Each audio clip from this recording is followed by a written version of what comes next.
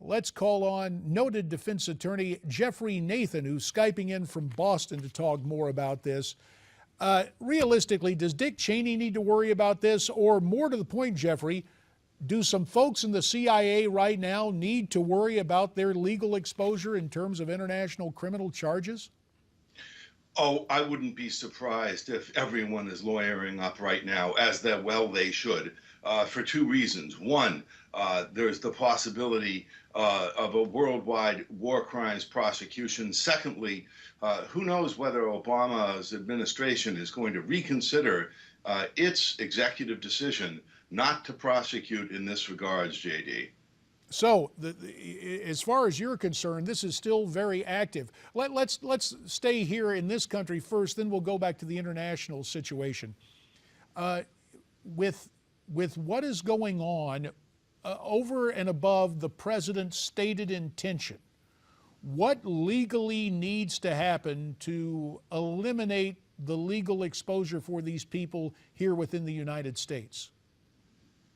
A pardon from the President of the United States, and then everyone can put their handkerchiefs away and stop dampening their brow. And until that happens, I think the individuals involved, from the White House all the way down to the players inside the detention centers, really need to start formulating a defense so it could be implemented if and when they're charged. Obviously, the president constitutionally has that pardon power. Politically, even though he's a lame duck, I think about those on his left. They wouldn't be happy with that.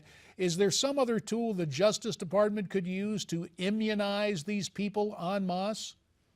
Well, yes, they could offer them letter immunity in exchange for their true and complete, it's called a proffer session, just so that the individuals who designed, implemented, and executed the torture program could make a full statement so that we really have the truth. Because I think what's needed here is the truth, not necessarily a criminal prosecution resulting in incarceration, JD. Now, perhaps more perilously in terms of legal exposure, let's turn to the International Criminal Court.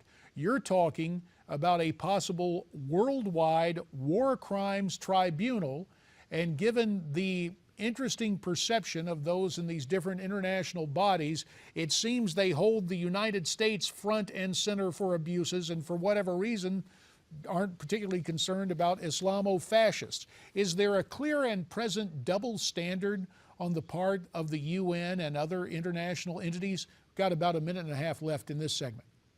Sure. I'm not so certain about a double standard. I just think that in the world court context, it would be terribly difficult for war crimes investigators, frankly, to assemble the requisite evidence to convict. They may be able to get enough evidence to, say, get out an arrest warrant, but taking it to the next level of a conviction would be a terribly difficult task.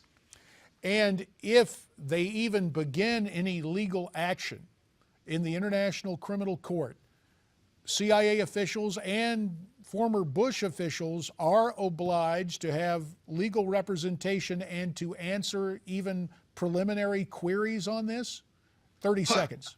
I think they'd be crazy not to have legal advice from individuals who are knowledgeable enough to tell them what, if anything, to say, or whether or not they should just keep their mouth shut and hope and pray that there's no arrest warrants that emanate out of a worldwide investigation in regards to the abuse matter. Well, the notion of legal advice is one thing. The resources one would have to utilize to get that done, especially on a government bureaucrat's salary, could be troubling. Geoffrey, we appreciate the fact you're here. We're going to take a break now, bring you back to talk more about the threat of international prosecution for Americans in international court. Stay with us. To talk more about that and what might happen internationally, let's continue our conversation with noted criminal defense attorney Geoffrey Nathan, who is Skyping in from Boston. So, Geoffrey, the question becomes, you've got people like George W. Bush and Dick Cheney. They, in their pensions and with their retinues of friends, will have legal protection. But for a CIA agent paid at the level of a civil servant, to have to lawyer up for possible inquiries by an international criminal court, that is somewhat daunting. Indeed, it's one of the risks of having a job. It's one of the risks of not blowing the whistle when you think that your employer is telling you to do something illegal. And consequently, there may be a need for everyone involved to open their wallet and hire an attorney on their own dime. Well, as I sit here and think about this, because when you're in government service in the intelligence agencies, to me it's akin to being in the United States military. You have dealt with military cases with adjudication under the Uniform Code of Military Justice.